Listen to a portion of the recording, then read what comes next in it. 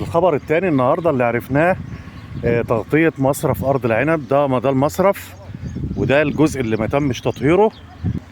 الناحية دي الجزء اللي كان بيتم تطهيره النهارده، وبقايا التطهير اهيت على الجنب الثاني. لكن الخبر اللي أنا عايز أقوله جاي هنا عشان النهارده، وبقول لك خبر رسمي من مصدر رسمي. الصفحة الرسمية للمحافظة أعلنت الكلام النهائي إن مصرف أرض العنب اللي احنا قدامه ده، أو مصرف أرض الكاكولا، هيتم تغطيته بمسافة 2 كيلو متر. تمام. المصرف تم نقل ملكيته بحسب الصفحة الرسمية للمحافظة من وزارة الري لرئاسة مركز ومدينة طلخة. يبقى الملكية 2 كيلو متر طول المصرف اتنقلت من وزارة الري لرئاسة مركز ومدينة طلخة، و هيتم استقطاع جزء لعمل محطة رفع صرف صحي. كانت زمان لما الأهالي بتشتكي وطالب بتغطية المصرف، كان الرد من شركة المية ومن وزارة الري إن المنطقة محتاجة أرض يتبنى عليها محطة صرف صحي، وفي جهود بذلت وتجمعات من أهالي المنطقة من سنين فاتت. الأهالي راحت قابلت المهندس خالد، وكان الرد لازم، اللي كان المهندس خالد نصر اللي كان رئيس شركة المية، لازم محطة رفع صرف صحي قبل ما يفكروا في تغطية المصرف. خلاص المحافظ أعلن النهاردة إن المصرف هيتطهر بعد شكاوي الأهالي من انتشار روائح الكريهة. بص، قبل ده المكان اللي اتطهر، وده الجزء اللي ما تمش تطهيره هيكملوه بكرة. لكن بقول لك كلام نهائي، الشكاوي كانت كتير. المصرف بيتوسط منطقة سكنية على الجنبين، بص يمين وشمال مباني مساكن واهالي متضرره.